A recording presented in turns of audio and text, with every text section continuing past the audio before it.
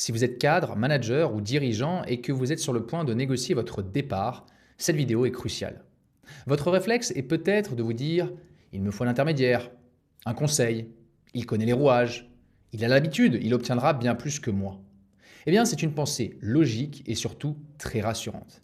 Et ce réflexe repose souvent sur trois croyances très répandues. La première: vous pensez ne pas avoir la force de négocier avec votre entreprise. La deuxième: vous pensez ne pas savoir négocier. La troisième: vous trouvez normal que dans le cadre d'une séparation entre vous et votre employeur, eh bien, tout passe par un intermédiaire qui vous représente. Ces réflexes sont compréhensibles. Mais la vraie question, ce n'est pas de savoir si votre intuition est rassurante. La vraie question, c'est de savoir si elle est juste. Parce qu'en fonction du choix que vous allez faire, les résultats peuvent être très différents et parfois même diamétralement opposés. Et si je vous disais que ce réflexe, cette croyance si bien ancrée en vous, était en fait une erreur qui pourrait vous coûter des dizaines de milliers d'euros? Et si je vous disais que dans la plupart des cas, sortir l'artillerie lourde dès le départ, c'est la meilleure façon de braquer votre employeur, qui fera tout pour ne pas sortir le chéquier ou au mieux se contentera du strict minimum. Je m'appelle Amalric, je suis expert en négociation de départ et certifié à Harvard, fondateur de rupturepro.com. J'accompagne depuis des années des cadres et des dirigeants à transformer ce moment sensible de tension de carrière en une véritable opportunité financière et professionnelle. Parce qu'après toutes ces années de bons et loyaux services, méritez-vous de partir sans rien? Alors dans cette vidéo, nous allons déconstruire ce mythe de l'intermédiaire à qui vous pouvez tout déléguer. Je vais vous montrer pourquoi négocier en direct est souvent votre cartouche la plus redoutable, comment préparer cette discussion pour maximiser vos gains, et nous identifierons bien sûr les situations critiques où un expert devient à l'inverse absolument indispensable. Donc restez avec moi car comprendre cette nuance est la clé pour transformer un départ mal engagé en une véritable tremplin pour votre avenir. Et nous commençons donc immédiatement par l'idée la plus importante, c'est faire appel à un intermédiaire dès le départ n'est pas un signe de force. C'est souvent d'ailleurs le moyen le plus sûr de braquer la direction et de limiter votre négociation au strict minimum légal en vous coûtant au passage des dizaines de milliers d'euros. Alors pourquoi cette idée de l'intermédiaire super négociateur est souvent une fausse bonne idée? Eh bien parce que son arrivée change radicalement la nature de la discussion. C'est simple, imaginez que vous ayez une discussion un peu tendue avec votre conjoint sur l'organisation des vacances. Est-ce que votre premier coup de fil, c'est pour un médiateur spécialiste des thérapies de couple? Bien sûr que non. Vous savez d'instinct que ça transformerait une simple dispute en déclaration de guerre. Et en entreprise, c'est exactement la même dynamique. Ayez ça en tête. Dès que votre N+1 ou le DRH reçoit un courrier avec l'entête d'un cabinet d'avocats ou de conseil, un interrupteur bascule dans sa tête. C'est sûr. Warning. La discussion qui aurait pu être une conversation constructive devient un dossier. Donc vous n'êtes plus Amalric, notre directeur commercial qui a fait des merveilles pendant 10 ans, vous devenez le dossier Amalric de Bouvet. Un litige à gérer. Et donc que fait l'entreprise? Exactement comme vous. Elle appelle son propre intermédiaire et à partir de là, le jeu change, la discussion se déshumanise, on quitte le terrain de la relation des intérêts communs et des solutions créatives pour entrer dans l'arène du contentieux. Ça va y aller à couteau tiré. Et d'ailleurs, comme l'expliquent Roger Fisher et William Ury dans Getting to Yes, c'est d'ailleurs le classique de la Harvard Negotiation Project, une négociation devient beaucoup plus efficace quand on se concentre sur les intérêts des parties plutôt que sur des positions rigides. Les intérêts des parties. Nous avons tous des intérêts, tous autant que nous sommes. La question donc n'est plus comment on se sépare intelligemment, mais quel est notre risque au prud'homme. La conversation se fige autour des planchers légaux, comme le fameux barème Macron, et non plus sur la valeur réelle de votre contribution. Et il faut ajouter d'ailleurs un autre problème, plus subtil peut-être, mais redoutable, la déformation des messages. Quand vous ne parlez plus directement à l'entreprise, vous ne transmettez plus vos mots, votre émotion, votre conviction, votre nuance. Vous transmettez votre pensée à un intermédiaire qui va l'interpréter, puis la reformuler.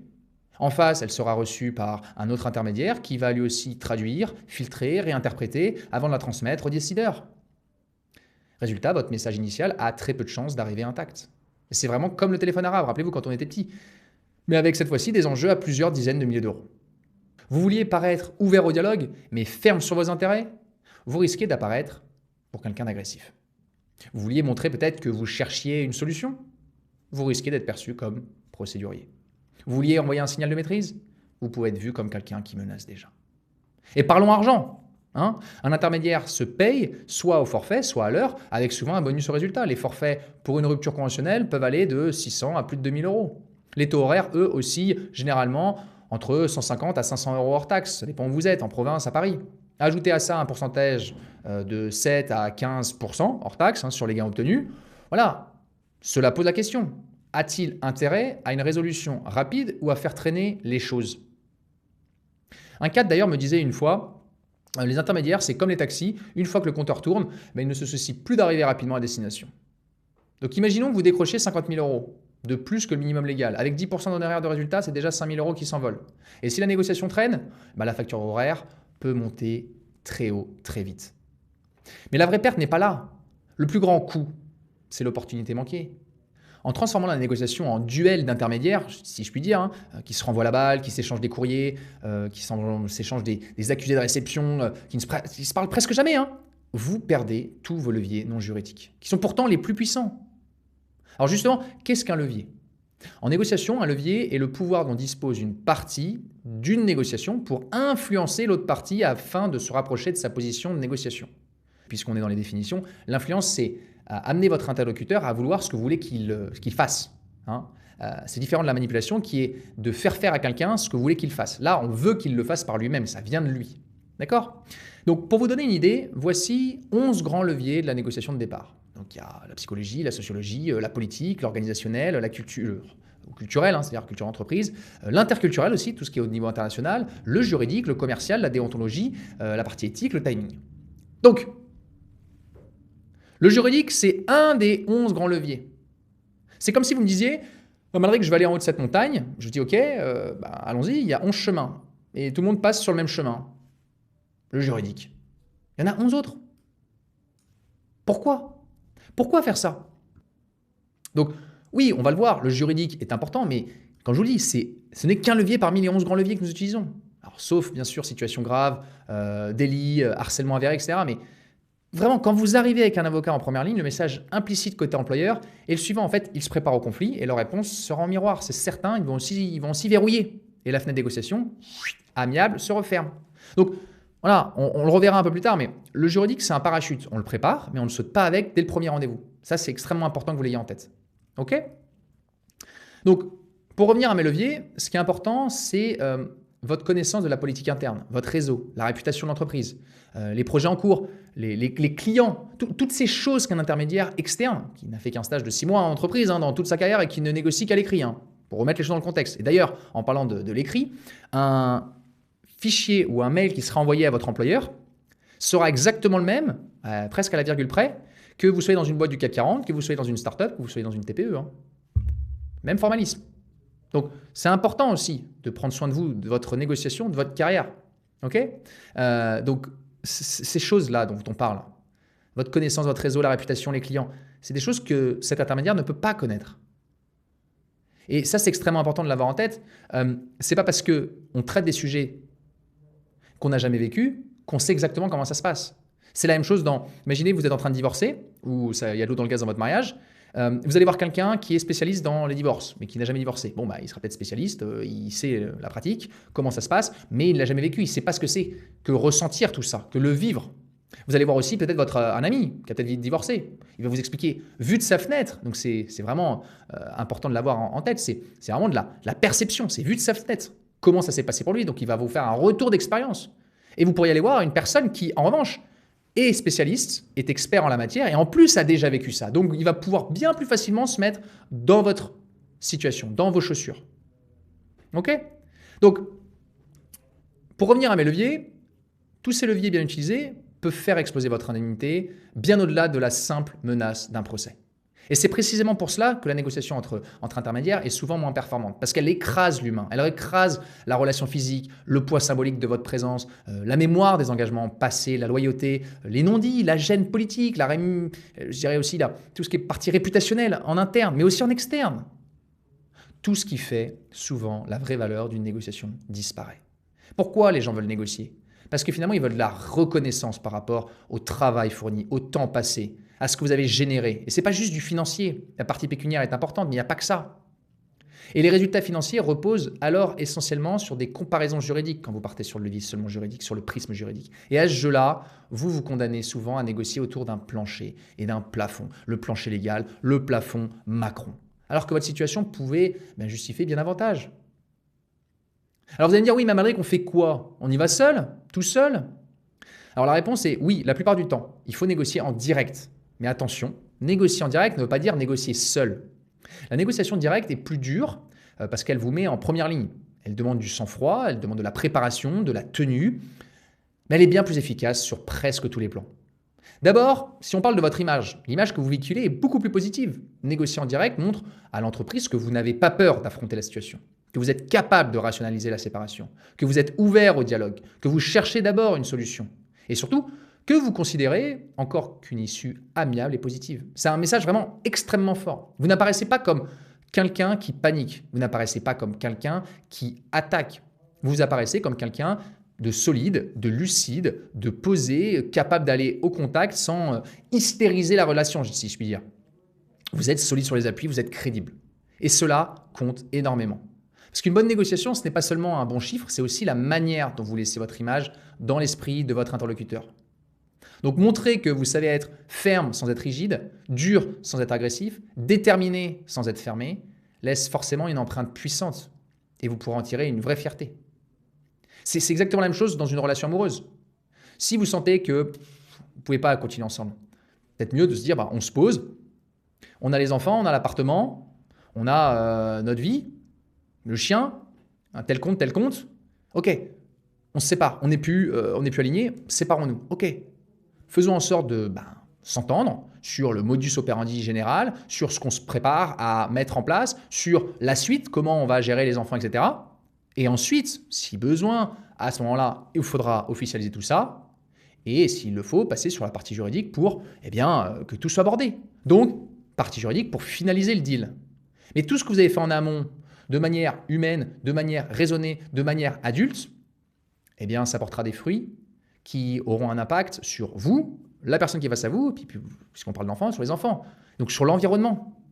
En revanche, si vous partez à couteau tiré directement en disant on se sépare et c'est directement à toi contre moi, avocat contre avocat, pour ceux qui ont déjà divorcé, ils savent que c'est souvent difficile à vivre, très difficile à vivre, et il y en a certains qui laissent énormément de plumes. Donc, vous devez reprendre les commandes. Une négociation menée en direct est plus rapide, plus souple, et surtout elle préserve l'essentiel.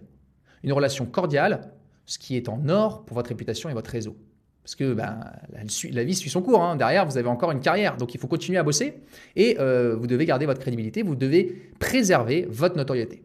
Donc, voici 3 clés pour y arriver. La première clé, c'est que vous devez vous préparer comme un pro. N'allez jamais à une discussion les mains dans les poches. Une négociation de départ, ça s'anticipe. Faites un audit complet de votre situation.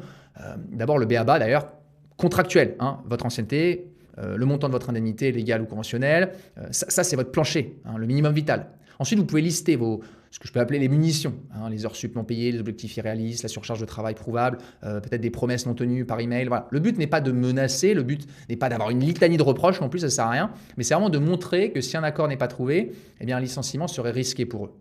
Et enfin, soyez au clair sur votre objectif ou sur vos objectifs. Qu'est-ce que vous voulez? Une indemnité supralégale? Ok, combien? Pourquoi? Quelle est la durée aussi que vous fixez? Vous pouvez aussi penser au reste. C'est être payé sans faire votre préavis, peut-être le financement d'une formation, un outplacement, garder votre mutuelle, faire sauter une clause de non-concurrence, votre véhicule, telle prime, des stock options, voilà. Et surtout, préparez votre posture. Selon Christopher Hadnagy, dans Social Engineering, the Art of Human Hacking, la posture est le rôle et le niveau de positionnement qu'une personne adopte afin d'établir une autorité, d'exercer une influence et de maintenir en fait une crédibilité. Donc quand il parle de positionnement, le niveau de positionnement, il se réfère au niveau social, au niveau professionnel ou psychologique. Quand il parle d'établir une autorité, en fait c'est le statut perçu comme légitime, un statut de subordonné, un statut de père, d'expert, un statut hiérarchique. Et quand on évoque l'influence, c'est la capacité à orienter finalement les pensées ou les comportements sans contrainte directe. C'est important de le garder en tête. Et si on parle de crédibilité aussi, dans son cas, c'est vraiment cette perception de fiabilité, de cohérence et de compétence. Donc, Hanagi, il nous dit ça. Il nous dit que la posture est donc le rôle et le niveau de positionnement qu'une personne adopte afin d'établir une autorité, d'exercer une influence et de maintenir une crédibilité. Vous doutez bien que personne ne défendra jamais votre dossier mieux que vous. C'est vous qui connaissez l'entreprise, c'est vous qui vivez la situation, c'est votre vie, c'est votre réputation, c'est votre avenir professionnel, ce sont vos indemnités qui sont en jeu. Posez-vous toujours cette question, à votre avis, quelle est la meilleure personne ou la personne la mieux placée pour défendre vos intérêts? Ce sont vos intérêts, vos enjeux. Parce que personne ne peut ressentir tout cela mieux que vous. Personne ne peut l'incarner à votre place avec autant de justesse. Vous ne serez jamais le meilleur négociateur, mais en revanche, c'est vos intérêts. Donc, vous le vivez. Donc, ce dont vous avez besoin, ce n'est pas qu'on parle à votre place dès le premier jour. Non, ce dont vous avez besoin, c'est qu'on vous aide à rationaliser votre dossier, à dépassionner la relation, à clarifier vos objectifs et surtout à préparer vos messages. La deuxième chose, la deuxième clé, c'est que vous devez être un bon partenaire, pas un adversaire. Ok? C'est vraiment le grand secret d'une négo réussie, c'est de la présenter finalement non pas comme un conflit, mais comme la recherche d'une solution à un problème commun. Et d'ailleurs, les chercheurs de Harvard, Douglas Stone et Bruce Patton expliquent dans Difficult Conversation que la qualité d'une discussion difficile dépend souvent davantage de la manière dont elle est engagée que du sujet lui-même. Donc c'est une histoire de cadrage, comment on rentre dans la discussion. Et le problème est super simple, c'est que la collaboration ne marche plus. Et il est donc dans l'intérêt de tous de se séparer proprement. C'est comme dans un couple. Ça ne marche plus, on ne s'entend plus, on ne s'aime plus. Eh bien, il est dans l'intérêt de tout le monde de se séparer proprement.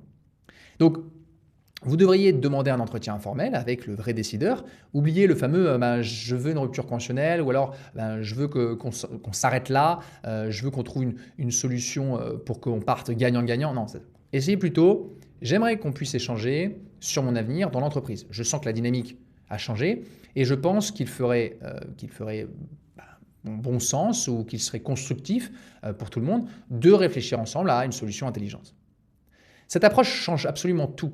Vous n'êtes plus un demandeur, vous êtes un partenaire qui va les amener à évoquer une sortie propre. Je dis propre, à l'amiable, qui leur évite un conflit. Alors ça ne sera pas d'un coup d'un seul, ça c'est certain, ça ne sera pas un rendez-vous. Mais on leur évite un conflit, on leur évite une désorganisation et un processus long et incertain. Et là, vous sublimez le problème sans apporter directement la solution.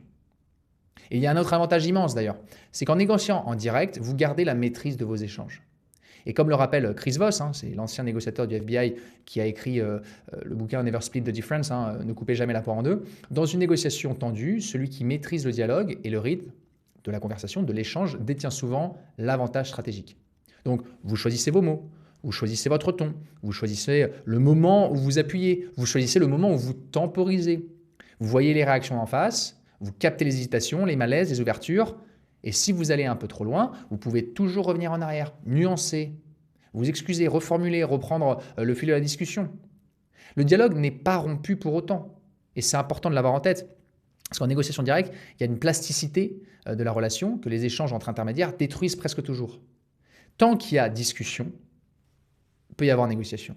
La négociation, je le rappelle, c'est vraiment une relation avant une transaction. Donc, ne franchissez pas le Rubicon, ne cassez pas cette discussion, ne cassez pas cette relation. Et la troisième clé, c'est de savoir utiliser finalement votre connaissance du terrain. C'est là que vous êtes imbattable. Vous connaissez la culture, vous connaissez les jeux de pouvoir, vous connaissez les points sensibles, vous connaissez les personnalités.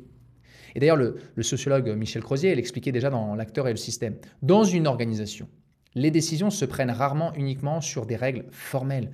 Elles se jouent aussi dans les relations, les jeux de pouvoir et les marges de manœuvre des acteurs. Donc servez-vous de votre bilan, rappelez-leur la valeur que vous avez apportée. Votre départ impacte un projet critique, ça a un prix. Vous connaissez les engagements qui ont été pris à votre égard, vous connaissez les promesses implicites, vous connaissez aussi les zones d'incohérence, vous connaissez les intérêts personnels, les contraintes politiques, les équilibres d'équipe, les peurs de la hiérarchie, peut-être les moments où l'entreprise veut éviter du bruit. Donc tout cela, aucun intermédiaire extérieur ne peut l'utiliser avec la même finesse que vous. Donc, si je devais prendre un exemple, on prend l'exemple de Marc, voilà, il est cadre sub dans la tech, son boss voulait le pousser dehors. Au lieu d'appeler un conseil, Marc a demandé un entretien. Il a calmement exposé ses excellents résultats passés, mais aussi le nouveau visage qui allait se dessiner avec cette réorg, avec ce virage stratégique qui ne collait plus vraiment avec ses compétences. Donc il a mentionné, sans menacer bien entendu, sans chantage, qu'il était le seul à maîtriser un projet crucial et bien sûr qu'il y avait un risque qu'un départ brutal fasse courir finalement pour l'entreprise. Et en fait, il a fini en proposant de construire une transition en douceur sur plusieurs mois contre un package qui reconnaissait sa valeur. Et le résultat de Marc, c'est qu'il a pris 18 mois de salaire en indemnité et il a pu se former. Ils l'ont accompagné sur un master spécialisé qui a été financé et bien sûr, ils sont partis en bon terme. Ils sont partis en bon terme et le RH comme son manager l'ont félicité en lui disant bah, « c'est agréable de négocier avec toi ». Et c'est ça qui est important. Et l'intermédiaire de l'entreprise, quand il a signé les papiers d'un accord, lui a répété que finalement, c'était agréable de faire ça avec de l'humain. Cette touche d'humain, voilà, c'est crucial. D'ailleurs, n'oubliez pas un point fondamental. Une bonne négociation de départ doit idéalement se terminer par cette poignée de main entre vous et l'entreprise. Parce qu'il y a des chances que vous vous recroisiez un jour, on ne sait pas de quoi l'avenir est fait, le monde est petit, votre réputation vous suivra le plus longtemps que votre contrat de travail, ça c'est certain. Et puis parce que à mon départ, ce n'est pas seulement sortir avec un bon package, c'est sortir crédible, proprement, avec une image intacte, même fier, fort de ce qu'on a fait. Alors, je préfère préciser tout de suite, attention, je ne suis pas en train de vous dire de jeter votre intermédiaire à la poubelle, loin de là. L'idée n'est pas de s'en passer, mais de l'utiliser intelligemment. Pas comme un bélier pour défoncer la porte, si je puis dire, mais comme un architecte qui dessine vos plans en coulisses. Et c'est là la nuance essentielle, c'est négocier en direct ne veut pas dire négocier seul. Négocier seul, sans recul, sans méthode, sans préparation, est souvent très hasardeux. Et vous risquez de vous prendre un refus rapidement, de faire des erreurs rédhibitoires. Et vous doutez bien qu'une négociation, ce n'est pas couper la poire en deux, win-win. Non, c'est ou vous l'avez, ou vous partez avec zéro. Parce que finalement, vous n'avez jamais ou rarement une vision claire des pratiques. Parce que votre relation à l'entreprise est toujours chargée d'affect, d'émotions, de fatigue, de relations, parfois de colère, de déception, peu importe. Et tout cela peut nuire à vos discussions si vous n'êtes pas préparé. Et dans la plupart des situations, le rôle idéal de votre intermédiaire est celui de metteur en scène, je dirais. Vous le consultez avant d'ouvrir la discussion. Avec lui, vous préparez le terrain. Il vous aide à bâtir votre stratégie. Il vous aide à viser un objectif d'indemnité ambitieux, mais aussi réaliste. C'est lui qui vous dira si votre approche tient la route. Il confronte peut-être vos arguments pour justifier une somme bien au-delà du minimum légal. Il vous entraîne aussi pour l'entretien. Comment et avec qui aborder le sujet. Il vous fait répéter. Il vous prépare aux objections. Si on vous dit si t'es pas content, la porte est grande ouverte, ou alors non, Amalric, on va absolument le garder, ou alors finalement, reparlons-en dans 6 mois. Voilà. C'est un jeu de rôle qui vaut de l'or. Il vous aide aussi à rationaliser et à dépassionner la relation. Il va remettre de l'ordre dans vos idées. Il vous empêche de parler trop tôt, trop fort, au mauvais moment. Il vous aide aussi à distinguer ce qui relève peut-être de l'émotion, du rapport de force, de la stratégie, du bon timing. Voilà. Donc, il va optimiser votre montage aussi. Il va chiffrer vos droits au centime près, ça c'est important. Il va pouvoir repérer aussi les failles du contrat et les risques pour l'employeur. Il maîtrise bien sûr peut-être les aspects techniques au niveau de la rédaction d'actes sous seing privé, des transactions, des montages d'indemnités forfaitaires, des conciliations, etc. etc. D'ailleurs, petit rappel important, le code du travail encadre strictement qui peut vous assister lors des entretiens de rupture conventionnelle et un intermédiaire externe n'est généralement pas prévu dans ce cadre. Mais grâce à sa préparation, vous y irez seul, confiant, parfaitement armé. Et donc, on réduit l'anxiété, parce qu'on maîtrise ce qu'on va dire. Alors cependant, il y a des situations, bien entendu, où la négociation directe est une très mauvaise idée. Ce que j'appelle les red flags absolus. Le premier cas, ça c'est certain, c'est le conflit avéré et documenté. Harcèlement, discrimination, burn-out reconnu en accident du travail. Là, la relation est toxique. Négocier seul pourrait vous fragiliser davantage. Donc l'intermédiaire est là pour vous protéger et prendre les choses en main sur le plan juridique. Deuxième cas de figure, c'est quand l'employeur est vraiment de mauvaise foi. Il vous met une pression folle pour signer, il vous menace d'un licenciement pour faute, ou alors vous êtes psychologiquement à bout. Là aussi, l'intermédiaire devient votre bouclier. Et enfin, troisième cas, il concerne les salariés protégés comme les membres du CSE. La procédure est très spécifique et bien sûr, elle demande l'accord de l'inspection du travail. Donc, l'aide d'un expert est ici, je dirais, indispensable pour ne commettre aucune erreur. En dehors de ces situations explosives, voyez votre intermédiaire comme votre préparateur mental, sportif. En fait, il ne court pas le marathon à votre place, mais il s'assure que vous soyez prêt, physiquement, mentalement, pour aller sur le départ et gagner. Donc en bref, l'idée que l'intermédiaire obtiendra toujours plus pour vous est vraiment un mythe qui peut vous coûter extrêmement cher, sauf bien sûr en cas de conflit grave. La meilleure stratégie est de piloter vous-même votre négociation. Pourquoi, vous allez me dire encore? Mais parce que la négociation directe envoie une meilleure image. Parce qu'elle garantit une transmission plus fidèle de vos messages. Parce qu'elle vous permet de garder la maîtrise du rythme et du ton. Parce qu'elle permet aussi d'utiliser vos vrais leviers, qu'ils soient humains, politiques, relationnels, organisationnels. Et parce qu'elle réduit souvent la durée du règlement du dossier. Parce qu'elle préserve en plus bien davantage la relation et votre réputation ex post. L'avenir, vous ne le connaissez pas forcément, le monde est petit. Voilà, c'est important. Donc, vraiment, anticipez, préparez-vous à fond, positionnez-vous en partenaire et utilisez ce que vous savez de l'intérieur. Faites-vous accompagner, oui, mais intelligemment. Prenez un intermédiaire en amont, comme un conseiller stratégique qui valide votre plan et vous entraîne pour le jour J. C'est en alliant votre connaissance du terrain à son expertise et à son expérience que vous obtiendrez le meilleur résultat. Une indemnité maximale, c'est ça qu'il faut aller chercher, parce que ce n'est pas tous les jours qu'on négocie après 15, 20 ans, 30 ans d'ancienneté. Des conditions de sortie idéales, au niveau des indemnités, mais aussi au niveau fiscal et légal sur une pré-retraite, sur des ARE, les aides au retour à l'emploi, au niveau du chômage. Voilà. Des clauses de non-concurrence, des clauses diverses et variées que vous pourriez avoir. Ça, c'est extrêmement important. Et bien sûr, la troisième chose, c'est votre réputation professionnelle. Il faut qu'elle soit intacte, que ce soit en interne, mais aussi en externe. Donc là, vous ne subissez plus votre départ, vous le pilotez. C'est l'un des moments les plus importants de votre carrière. Ça va vous arriver une fois, deux fois dans votre vie d'avoir des bonnes négos. Alors ne laissez pas les choses au hasard. S'il y a de l'enjeu, il faut vous préparer. Pas d'improvisation. Reprenez le contrôle.